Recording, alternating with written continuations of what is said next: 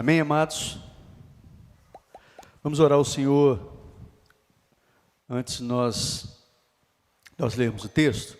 Deixa eu pedir para que você feche seus olhos, para que você não se distraia.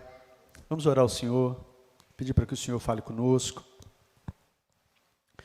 Senhor Jesus, eu peço a Ti que mais esta noite, Teu Santo Espírito fale aos nossos corações, eles estejam preparados como uma boa terra para receber a Tua palavra, nosso coração esteja realmente aberto para receber o que o Senhor quer falar conosco, e nós possamos ser edificados, Pai, nessa noite, em nome de Jesus. Que o Senhor me use dentro daquilo que o Senhor colocou no meu coração, use-me para falar à Tua igreja, que se encontra aqui, que se encontra em outros lugares, acompanhando através da internet. O Senhor fale conosco, Pai, fale aos nossos corações, para que mais uma vez nós possamos sair daqui edificados para a glória do Teu santo nome. Amém e amém. Bem, queridos, Gênesis 25, a partir do versículo 29, do 29 ao versículo 34. Diz assim: certa vez, quando Jacó preparava um ensopado, Esaú chegou faminto, voltando do campo, e pediu-lhe: dê-me um pouco desse ensopado vermelho, estou faminto.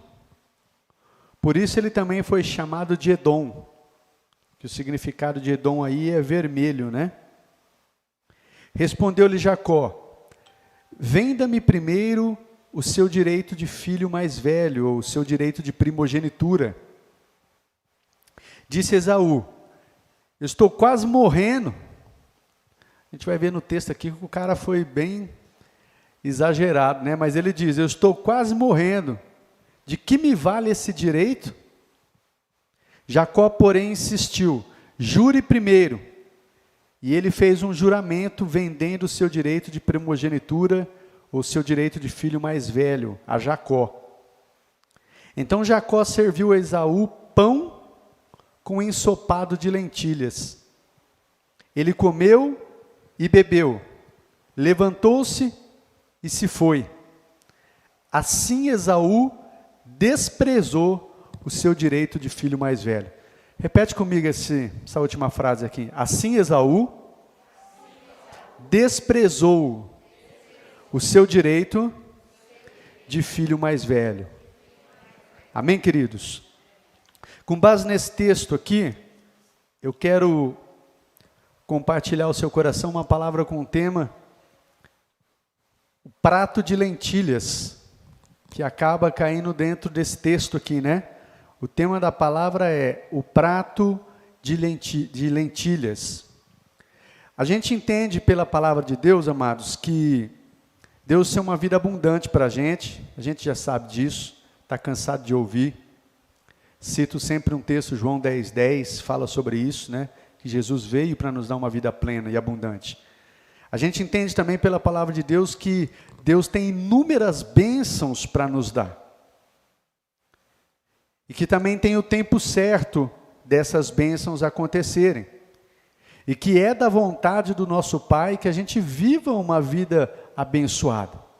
Não vou gastar tempo falando sobre isso, porque a gente ouve isso constantemente. Você e eu precisamos estar lendo na palavra para a gente ter isso firmado no coração. É da vontade do Pai que tenhamos uma vida plena, tenhamos uma vida abençoada. Ele tem inúmeras bênçãos para nos dar e tem o tempo certo de nos dar as suas bênçãos. Quero fazer menção só de um texto, Salmo 128, eu gosto muito desse texto, aquele texto que diz: feliz é o homem que teme ao Senhor e anda nos seus caminhos. Ele vai ser feliz e próspero. Ele vai comer do fruto do seu trabalho. A sua mulher será como uma videira frutífera em sua casa. Seus filhos serão como brotos de oliveira ao redor de sua mesa. Assim será abençoado o homem que teme ao Senhor. Diz que ele verá o filho dos seus filhos. Ou seja, olha, é bênção aí no seu trabalho, é bênção na sua casa, sua mulher, os seus filhos. O homem que teme ao Senhor e anda nos seus caminhos, é vontade de Deus que ele seja feliz e próspero. Não vou gastar tempo nisso aqui. Mas por que eu estou dizendo isso? Porque, infelizmente, queridos, nesse tempo que a gente tem vivido, tem muitas pessoas que têm tido a mesma atitude de Esaú. A mesma atitude que Esaú teve, né? As pessoas não têm paciência para esperar. Aqui diz o texto que Esaú vendeu o seu direito de primogenitura, ou de filho mais velho. Abriu mão do seu direito de primogenitura, vendeu, desprezou, diz o texto, por um prato de lentilhas. Por isso o tema da mensagem. Agora, para que a gente entenda melhor, porque a gente fala, mas o que é isso? Ele vendeu pelo direito de primogenitura. Eu quero que você acompanhe alguns textos comigo, se der para projetar para mim, tanto para o pessoal que estiver em casa, quanto para o pessoal aqui, eu quero que você veja alguns textos comigo, o que era o direito de primogenitura. O que implicava o direito de primogenitura? O primeiro deles, Deuteronômio 21, 17. Dá para pôr aqui, Lorena? Deuteronômio 21, 17.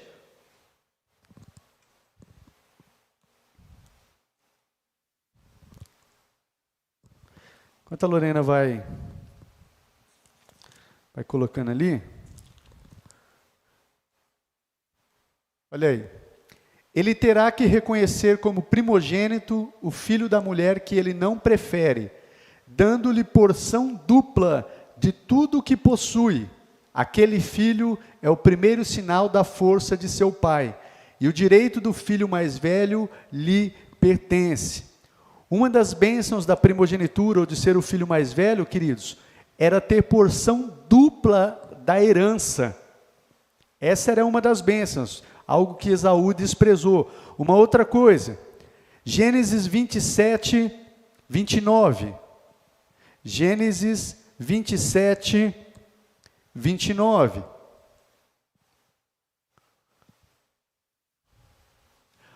Que as nações os sirvam e os povos se curvem diante de você. Seja senhor dos seus irmãos, e curvem-se diante de vocês os filhos de sua mãe. Malditos sejam os que amaldiçoarem e benditos sejam os que o abençoarem. Aqui é Jacó abençoando, não, Jacó não, até me fugiu agora, Isaac, né? Isaac abençoando seu filho Jacó. Uma das bênçãos da primogenitura era a liderança sobre família. Era ele ter a liderança sobre família, que os seus irmãos o sirvam, se curvem-se diante de vocês, os filhos de sua mãe. Essa era uma outra coisa, uma outra bênção que tinha, uma outra coisa que tinha, que era a bênção da primogenitura. Então era ter porção dupla da herança, era ter liderança sobre a família. Gênesis 28, 4, uma outra bênção. Gênesis 28, 4. Que ele dê a você, novamente, aqui é Isaac também abençoando a Jacó, que acabou enganando seu irmão, né? Seu irmão Esaú, mas em contrapartida seu irmão Esaú desprezou, mas aqui Jacó está abençoando, Isaac está abençoando a Jacó. Que ele dê a você e a seus descendentes a bênção de Abraão, para que você tome posse da terra na qual vive como estrangeiro, a terra dada por Deus a Abraão. Então aqui é Isaac abençoando Jacó. Outra coisa que implicava a bênção da primogenitura, era a bênção para levar adiante a promessa da aliança que Deus tinha feito a Abraão. Então olha quanta coisa, queridos. Tinha porção dobrada de herança, tinha liderança sobre a família, e tinha a bênção de Deus para levar adiante a promessa de Deus, a promessa da aliança que foi feita a Abraão. Tudo isso implicava a bênção da primogenitura. E num momento, Esaú abriu mão disso, diz o texto que desprezou, vendeu por um prato de lentilha, por uma refeição. O que isso tem a ver com a gente, pastor?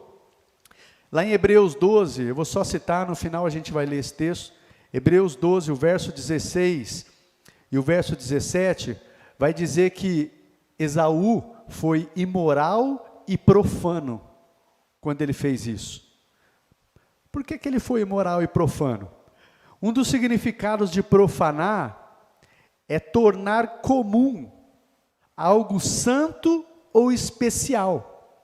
Um dos significados de profanar é tornar comum algo santo ou especial.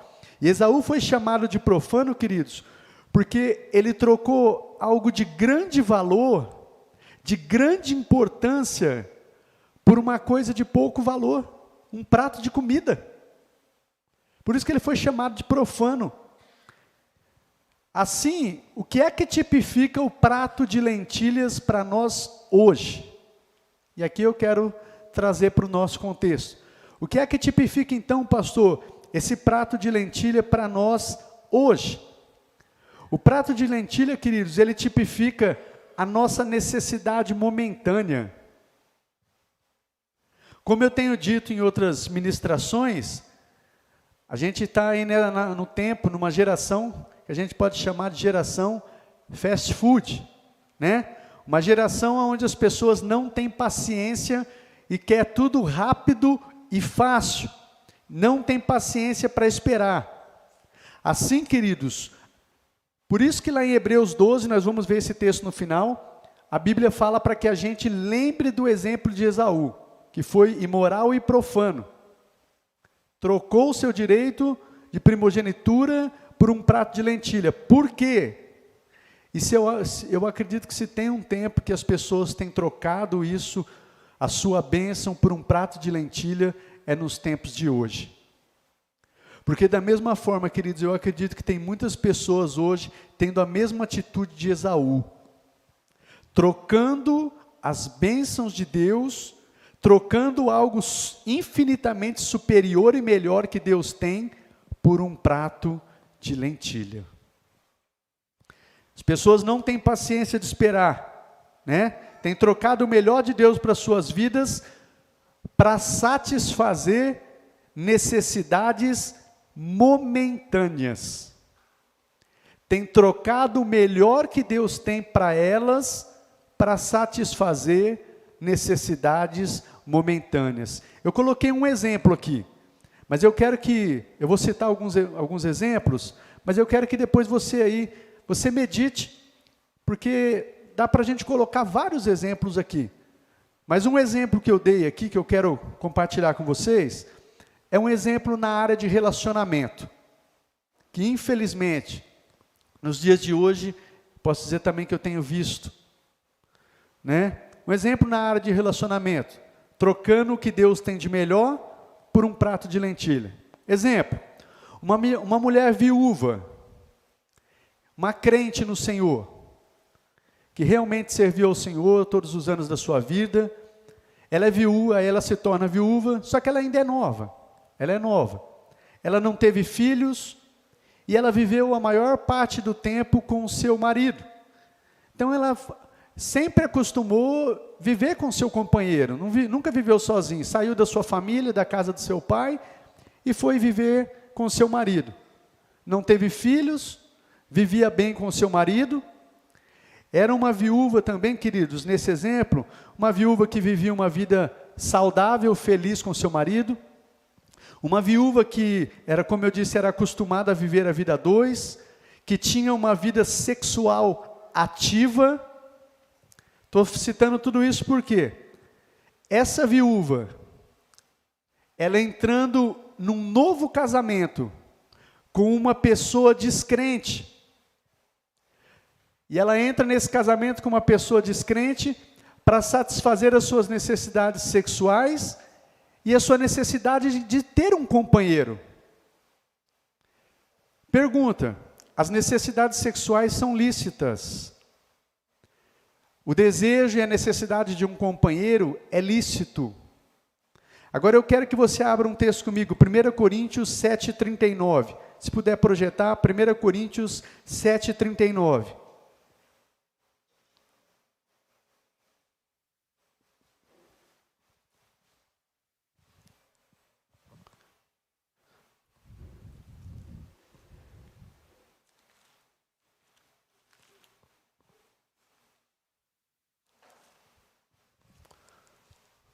Olha o que diz aí.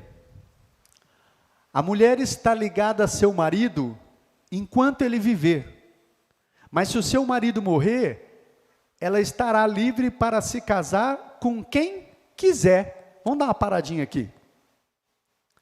A Bíblia diz, e é claro, a mulher ela está ligada ao seu marido enquanto ele viver. O marido morreu, ela está livre do casamento. O marido morreu, ela está livre e ela pode se casar com quem ela quiser. Pode escolher. Amém, queridos? Só que é o que continua dizendo o resto do texto. Contanto que ele pertença ao Senhor. Então fica claro, ela está livre, ela pode se casar com quem ela quiser, contanto que esse homem pertença ao Senhor. Mas eu não sei se você já viu, se você conhece pessoas, se você tem amigos. Eu já tive amigos que se casaram ou namoraram, pessoas crentes, que não tiveram paciência de esperar no Senhor. Tanto para o namoro, ou no caso dessa viúva, ela estava sentindo necessidade, sempre viveu com um companheiro, tinha uma atividade sexual, e quando o marido faleceu, ela tinha uma necessidade, e ela quis se casar de novo. Só que o tempo foi passando. Se passou 1 ano, se passou 2 anos, e na igreja dela, ela não apareceu nenhum varão, nem na igreja dela, nem no trabalho dela, ninguém que fosse de Deus, que interessasse, que realmente não apareceu. E aí na necessidade dela, ela falou, estou cansada de viver sozinha. Aí apareceu um companheiro de trabalho, um cara muito bacana, um homem de caráter, um cara muito bom, que dava atenção para ela, e ela se interessou, e acabou se casando. Só tinha um detalhe, o cara não era crente. E aí depois que ela se casou, passou uns anos, está aumentando o exemplo aqui, aí ela começou a sofrer por causa disso, porque aí o cara começou a querer impedir ela de ir para a igreja, ele não professava a mesma fé, o cara já não era mais amoroso como era antes, o cara não queria que ela fosse para a igreja, implicava com ela se ela ouvisse louvor em casa, e virou tudo de cabeça para baixo. E aí às vezes ela começava até a reclamar, Senhor, o Senhor não está vendo o que eu estou passando? Reclama com Deus ainda. E reclama com Deus ainda. Por quê? E era uma mulher crente no Senhor. Porque ela não teve paciência de esperar. E com certeza essa viúva, Deus tinha algo especial preparado para ela, Amanda. Deus tinha algo especial, Deus, queridos, conhece as nossas necessidades e desejos, e Ele não fica alheio a isso. Não está nem se importando com a sua necessidade. Não, Ele conhece a sua necessidade e Ele conhece os seus desejos. Os nossos desejos, e Ele sabe o tempo certo de suprir. Só que o que é que está acontecendo nessa geração fast food? O prato de lentilhas não tem paciência de esperar, e aí acaba fazendo do seu jeito, e dá ruim, né? E aí é isso aqui, queridos, trocou o que Deus tinha, por um prato de lentilhas, algo muito melhor, por algo inferior, né? Para satisfazer o que entra o tópico aqui, por uma necessidade momentânea, necessidade lícita, sim, válida, sim, mas que você no Senhor, você podia sim esperar, porque Deus nos fortalece, nos dá graça para esperar o que Ele tem para nós. Ele não é um Deus que nos manda fazer algo que Ele não nos dê graça para fazer. Ele não é esse Deus, Ele não é injusto, e Ele não é um Deus assim. Amém, queridos? Eu falei aqui num exemplo de relacionamento, mas o próprio exemplo de comida, vamos dar um exemplo aqui, um outro exemplo, o próprio exemplo que fala de comida, que eu estou falando aqui de trocar a bênção de Deus por uma necessidade momentânea. Satanás quis fazer isso com o próprio Jesus. Vocês se lembram lá no texto de Mateus capítulo 4, onde fala que o Espírito Santo levou Jesus ao deserto, e ali ele foi tentado por Satanás. Ele diz o texto que ele jejuou durante 40 dias e 40 noites. Depois desses 40 dias e 40 noites, o texto diz lá, e teve fome. Jesus venceu Satanás não foi como Deus, queridos. Jesus venceu Satanás como homem. Ele era 100% Deus, mas ele era 100% homem. Ele foi capacitado, assim como eu e você, pelo Espírito Santo de Deus. Ele não tinha pecado, é claro, nasceu de uma virgem pelo poder do Espírito Santo, mas ele veio como homem. E ele foi ungido por Deus com o Espírito Santo. E ele venceu a tentação no deserto, porque ele foi tentado. Diz o texto, ele foi tentado. Porque quando ele teve fome, o que isso significa? Ele sentiu uma necessidade. Ele era homem também, teve fome, sentiu uma necessidade. E no momento daquela necessidade, Satanás se apresentou a ele e falou: e aí? Você não é filho de Deus? Então manda essas pedras se transformar em pão. E aí, Michele, você não é filho de Deus? Então faz uma oração poderosa para essa situação, para acabar essa situação aí que você está, essa dificuldade. Ué, você não é filho de Deus? E Jesus responde para ele: ó, não é só de pão que viverá o homem, mas de toda palavra que procede da boca de Deus. Jesus não disse que não tinha necessidade. Tinha necessidade? Tinha, mas não é só de pão. O que nós mais necessitamos é da palavra. E o que eu vejo nesse texto aqui, lá em Mateus capítulo 4 também, que Jesus foi tentado a usar o poder, a orar, para mostrar para Satanás ali: não, eu vou orar mesmo, você vai ver que vai aparecer pão. Não, Jesus esperou, mesmo tendo uma necessidade, porque diz o texto, é claro, ele teve fome, ele foi tentado a orar dessa forma: ó, ora e pede para transformar em pães, mas ele esperou o tempo certo, e diz no final desse texto, do capítulo 4, que depois que ele passou todas essas tentações, que Satanás deixou ele até momento oportuno, diz que os anjos vieram e o serviram.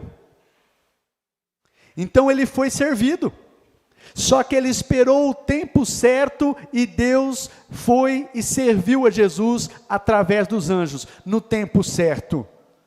Então Deus tem o tempo certo, e Ele não vai deixar você numa necessidade que você vai perecer. No tempo certo, Ele vai suprir a minha necessidade. Amém, queridos? Então o próprio Jesus também foi tentado numa questão, numa necessidade, só que Ele não cedeu àquela necessidade momentânea. E nós temos, quantas vezes nós não temos uma necessidade momentânea? E às vezes a gente fica tentado a agir do nosso jeito, e se não tomar cuidado, a gente pode trocar o que Deus tem de melhor por um prato de lentilha. Amém? Isso é desprezar e trocar o que Deus tem de melhor para as nossas vidas por um prato de lentilha, para satisfazer necessidades momentâneas. Dentro disso, a gente precisa se lembrar, queridos, que nós estamos semeando. E nós vamos colher. A gente precisa trazer à memória que nós estamos semeando, que nós semeamos. Gálatas capítulo 6, do verso 7 ao verso 9, é um texto que diz: não se deixe enganar, de Deus não se zomba. Tudo que o homem semear, isso também ele vai colher. Se semear para a carne, da carne vai colher destruição. Se semear do Espírito, do Espírito vai colher vida eterna. E aí no verso 9 diz assim: e não nos cansemos de fazer o bem. Não se canse. Não troque a sua bênção por um prato de lentilha. Não nos cansemos de fazer o bem, porque no tempo próprio, ou seja, no tempo de Deus, colheremos, se não desanimarmos. Então Deus tem bênção? Tem o melhor? Tem. Mas espera, no tempo próprio, você vai colher o que você está semeando. Não se canse, não desanime, não troque a sua bênção, o melhor que Deus tem, por algo de menor valor. Eu não estou dizendo algo ruim, preste atenção. O prato de lentilha não era algo ruim. O prato de lentilha não era pecado Esaú desejar comer um prato de lentilha? Não. Ele tinha uma necessidade, estava com fome, era lícito comer? Sim. Só que qual foi o erro? O erro foi dessa necessidade, essa necessidade momentânea de pouco valor, ele trocou o que ele tinha de superior por isso. Ele não deu valor nenhum ao que Deus tinha da bênção de primogenitura. Então não era errado ele comer. Ele podia ter chegado para o irmão e falou, me dá um pouco desse ensopado. O irmão fala, não, não vou te dar não. Só se você vendeu direito. Não, puxa, ó, estou com muita fome, está delicioso aí, mas eu não vou dar o que eu tenho de melhor por causa disso aí, não. Vou ficar com fome, vou esperar aqui, vou fazer outra comida, vou atrás de uma caça, mas não vou dar o que eu tenho de melhor por causa disso. Estou até com fome, até com desejo de comer essa comida, mas eu não vou te dar o que eu tenho por causa disso. Amém, queridos? Em segundo lugar, o que é que tipifica o prato de lentilhas? Os prazeres passageiros dessa vida. Aqui eu quero dar um outro exemplo, também na área de relacionamento. Abre no mesmo texto, 1 Coríntios, capítulo 7. 1 Coríntios, capítulo 7, do verso 8 ao verso 9.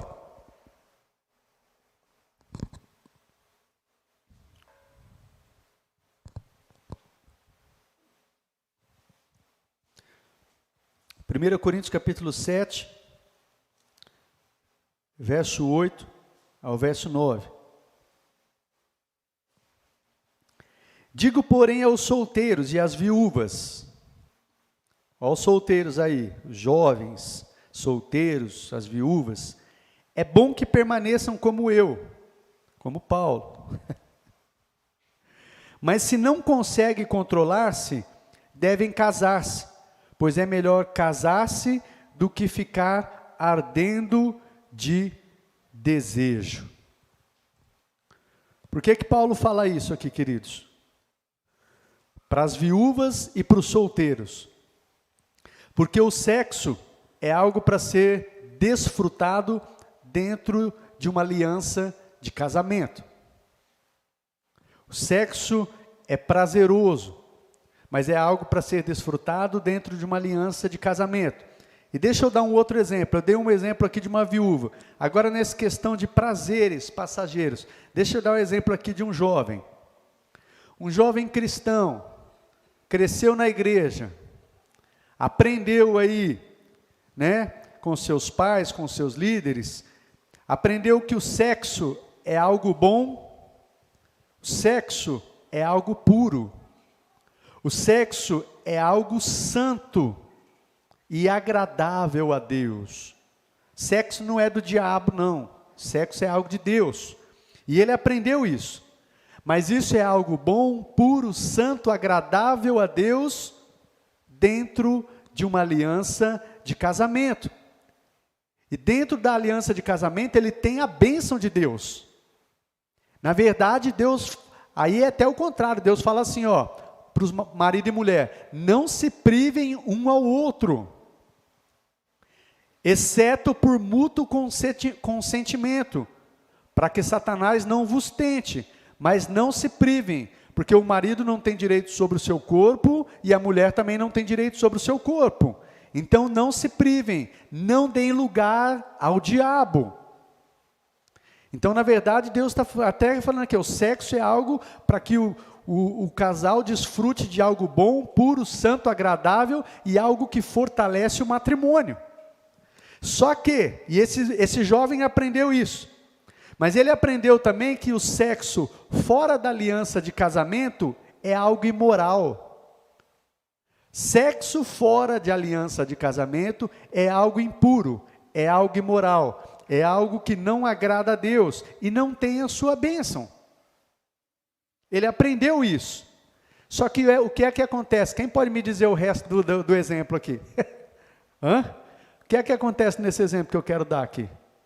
Esse jovem aprendeu que é bom dentro do casamento e que fora do casamento é ruim.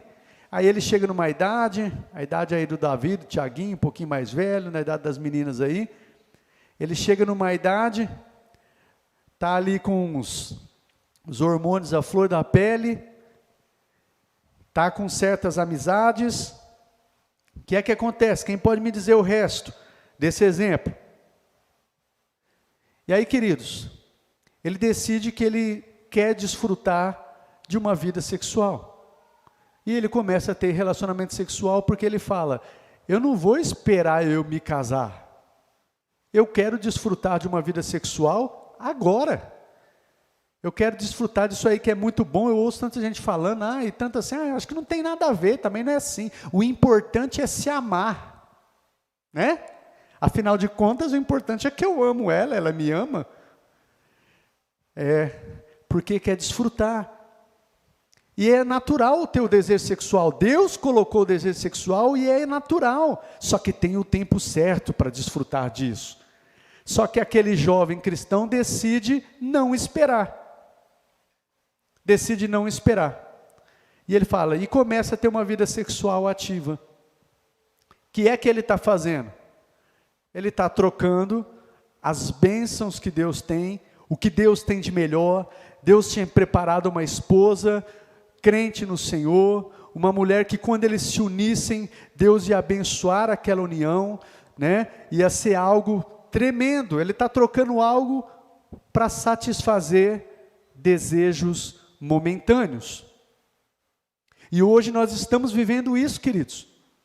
Eu não estou falando de pessoas lá fora, eu estou falando dentro da igreja. Muitos dos filhos dos crentes, de líderes, de pastores, que não têm paciência. E está se tornando normal os filhos dos crentes terem relacionamento sexual antes de se casar. Aliás, está se tornando cada vez mais difícil um crente se casar, se guardar para o casamento. Que é o que Deus espera. Que é o que Deus espera para que a bênção dele venha sobre esse casamento. Por quê? Porque não tem paciência. Eu quero agora. Eu quero ter o negócio, é o que Esaú fez. O meu negócio eu quero ter prazer agora. Eu não sei quanto tempo vai demorar para me casar, 5 anos, 6 anos. Eu não vou esperar tudo isso para experimentar o que é sexo. Não, eu quero agora. Tudo bem. É uma escolha sua. Você escolhe e Deus respeita a sua decisão. Só que eu não posso deixar de dizer, está trocando a bênção de Deus por um prato de lentilha, por prazeres passageiros e momentâneos. Eu quero que você abra um texto comigo, Mateus capítulo 4, o verso 8 ao verso 11.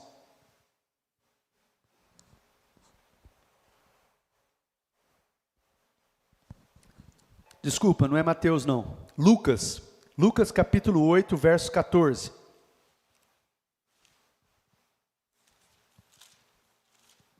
Lucas 8, 14. Aqui é aquele texto que fala da parábola do semeador. E aqui ele já está nesse versículo, ele está dando a explicação da parábola. Jesus diz assim: as sementes que caíram entre espinhos são os que ouvem a palavra, mas ao seguirem o seu caminho, são sufocados pelas preocupações, pelas riquezas e pelos prazeres desta vida, e não amadurecem. Recebem a palavra, mas ao seguirem seu caminho, são as que caíram entre espinhos. Os espinhos são, diz o texto aqui, as preocupações, as riquezas, os prazeres e os deleites que esse mundo oferece. Então ele até recebeu a palavra. A princípio até se alegrou. Nossa, que gostoso assim.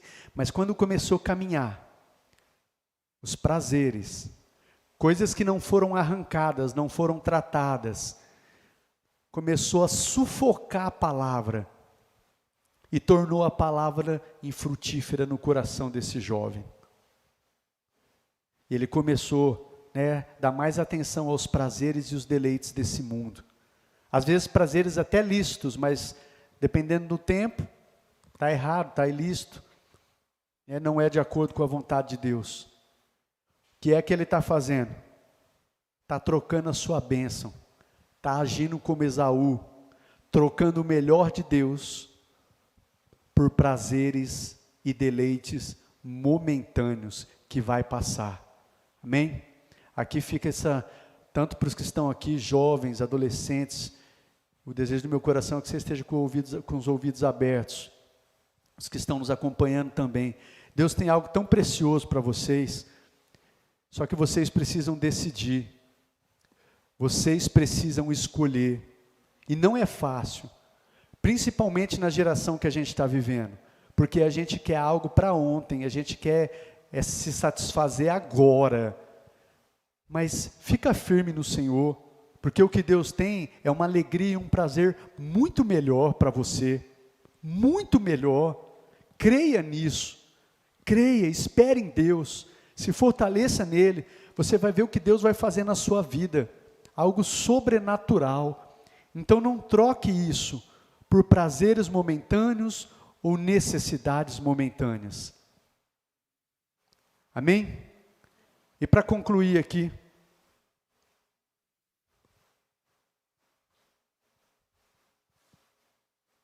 novamente eu quero dizer, lembra que o que a gente está semeando, a gente vai colher. Lembra disso, queridos. Existe uma lei da semeadura. Não se engane. O que você está semeando, você vai colher. O que é que você está semeando então? Se você está semeando para a sua carne, não espere que você vai escolher no Espírito. Não espere que você vai colher as bênçãos de Deus. Não reclame depois das consequências e não culpe a Deus. A palavra em Efésios 4:27 diz, não deis lugar ao diabo. Por mais que Deus te ame, por mais que Deus nos ame e tenha o melhor para nós, se nós dermos lugar ao diabo, com as nossas atitudes, as nossas ações e palavras, ele tem legalidade para entrar e causar destruição. Então não se engane. O que você semear, você vai colher. Não pense que você está semeando abobrinha e vai esperar colher chuchu, mamão. Não, se você semeando abobrinha, você vai colher abobrinha. Então, querido, pense bem na colheita que você tem feito. Que nós venhamos pensar bem na colheita não, na semeadura que nós temos feito. Amém? Para encerrar, eu quero dizer, nessa geração fast food que a gente tem vivido, a Bíblia nos ensina a trazer à memória o exemplo de Esaú, que foi imoral, foi profano, que trocou as bênçãos de Deus, algo santo, algo especial, por necessidades e prazeres momentâneos. Algo de grande valor e importância, por coisas de pouco valor. Eu quero que você abra esse último texto, Hebreus capítulo 12, que vai falar isso. Hebreus 12.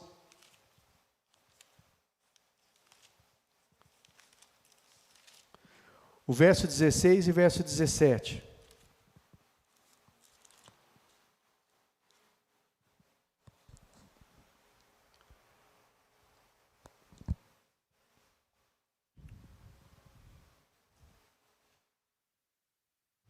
Hebreus 12, verso 16 e verso 17. Olha o que diz aí. Vamos ler desde o 14, queridos, para a gente ter um melhor entendimento, desde o versículo 14.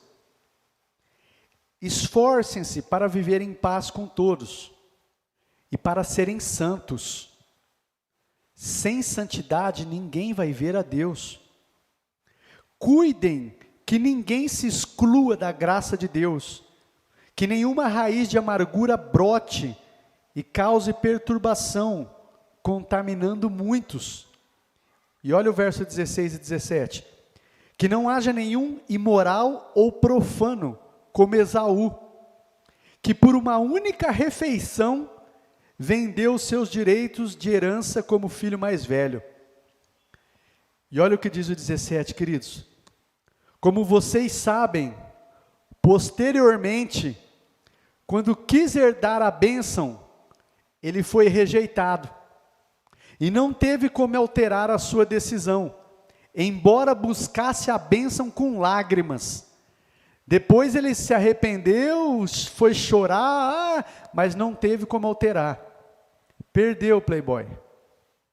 Perdeu o que Deus tinha de melhor.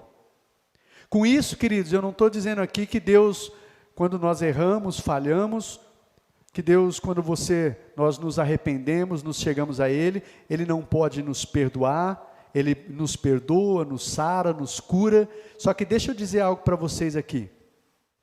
Mesmo Deus nos perdoando, nos curando, nos sarando, nos dando uma nova oportunidade, com certeza Ele quer e vai nos abençoar.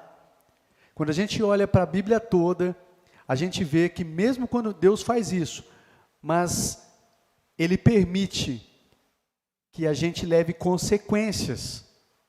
Muitas vezes nós levamos consequências dos nossos pecados.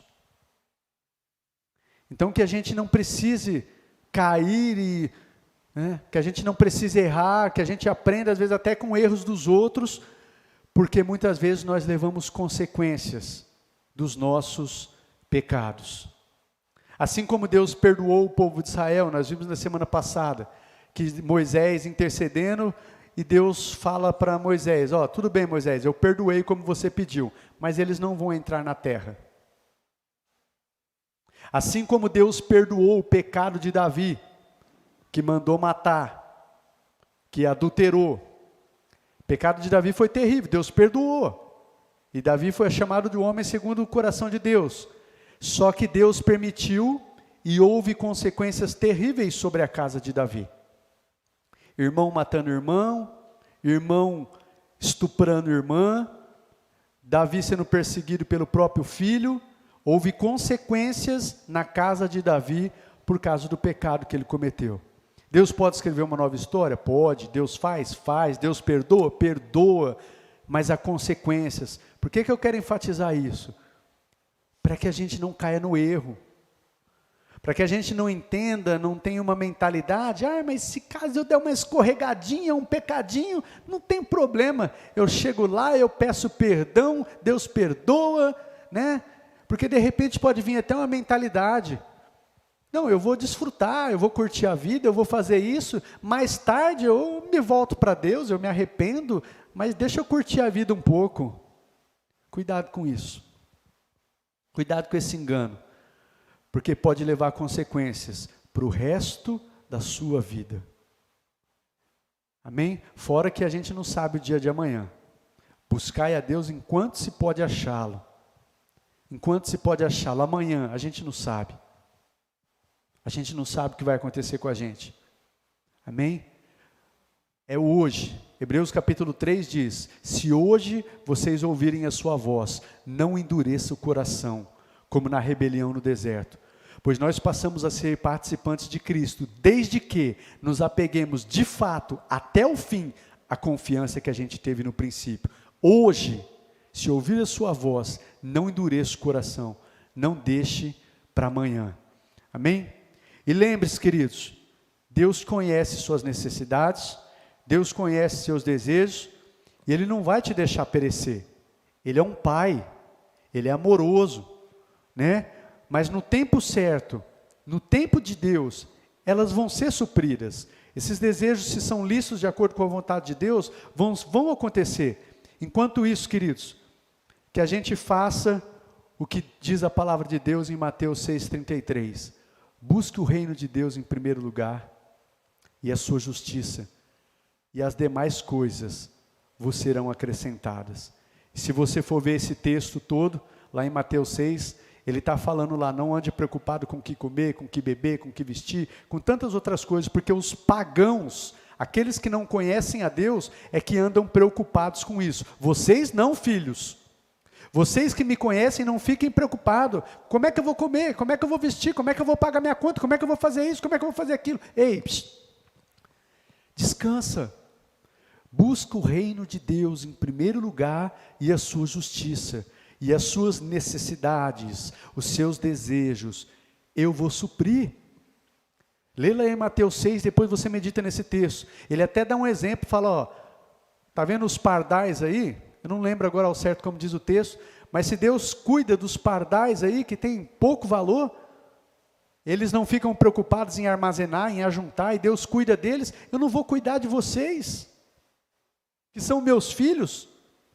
Ele conhece suas necessidades físicas, emocionais, todas as suas necessidades, Ele conhece. E não só necessidades, porque eu não acredito num Deus que só supre necessidade, a gente só fica sendo suprido necessidade. Não, eu creio num Deus que realiza também sonhos, projetos, desejos. Salmo 37:4, agrada-te do Senhor, e Ele satisfará os desejos do teu coração.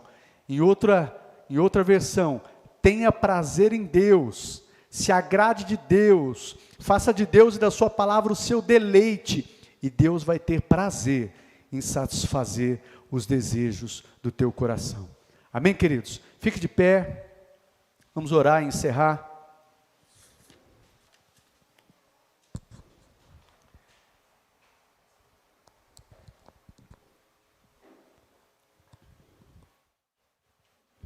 Glória a Deus. Eu quero só dizer para o pessoal aqui que está em casa, a casa que eu digo aqui, o pessoal que está aqui na igreja, mas também para o pessoal que está em casa, queridos, e não tem o melhor de Deus se a nossa vida não estiver rendida a Ele. Então, eu quero convidar você, é você que está aqui, você que está em casa, se a sua vida ainda não é do Senhor Jesus, que você possa entregar a Ele. Amém? Que você possa fazer de Jesus o seu Senhor e o seu Salvador. Entender que nós precisamos nos arrepender dos nossos pecados, precisamos receber Jesus como Senhor também. Senhor significa que Ele passa a ser nosso dono e eu já não vivo mais para mim, agora eu vivo para Ele. Se você quer ter uma vida abundante de verdade, se você quer viver o melhor que essa terra pode te oferecer, vida abundante de verdade só tem quando a gente faz isso. Então vocês que estão aqui, queridos, vocês que estão em casa, se você ainda não fez isso, faça isso. Ore e peça para que Jesus seja o seu dono, para que Ele perdoe os seus pecados, seja o seu Salvador, mas também passe a ser o dono da sua vida e governe a sua vida. Porque não existe verdadeiro evangelho sem deixar Jesus ser o nosso dono. Aquele que perder a sua vida, a salvará. Não existe verdadeiro discípulo de Jesus que governa a própria vida. Não tem esse nível de discípulo. Ou é discípulo ou não é discípulo. Ou ele governa a minha vida, ou ele não governa a minha vida e não é o meu Senhor. Amém, queridos? Feche seus olhos por um instante.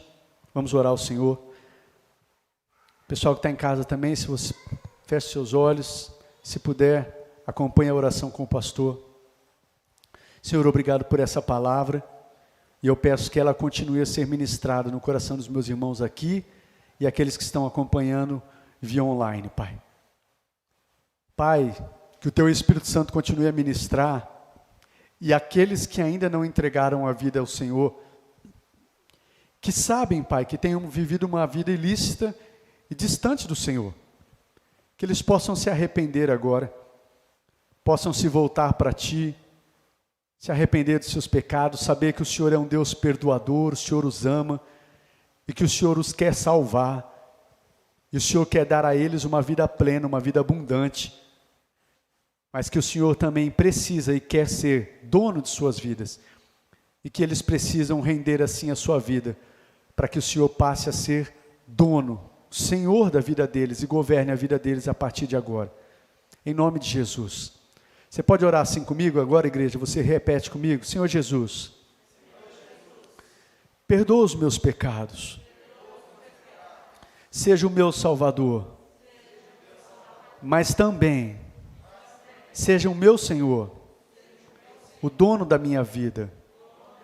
Eu não quero mais ficar batendo a cabeça, eu quero que o Senhor governe a minha vida. Eu não quero ficar desfrutando simplesmente de prazeres e desejos momentâneos.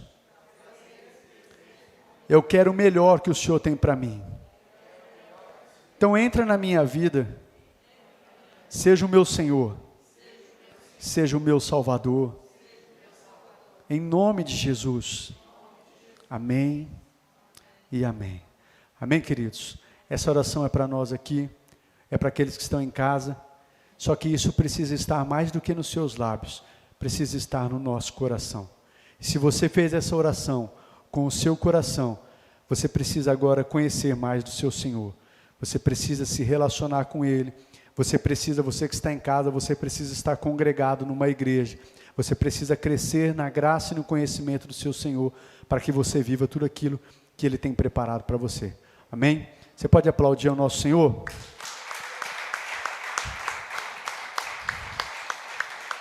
Glória a Deus. Estende assim as suas mãos, deixa eu despedir vocês. Que o Senhor os abençoe, o Senhor os guarde, o Senhor faça resplandecer sobre vocês o seu rosto e os conceda a graça. O Senhor volte para vocês o seu rosto e os dê a paz. Assim eu os abençoo, em nome de Jesus. Amém e amém. Amém, queridos? Tenham uma semana abençoada. Que Deus os abençoe em nome de Cristo Jesus. Amém? Vá na paz do Senhor. Glória.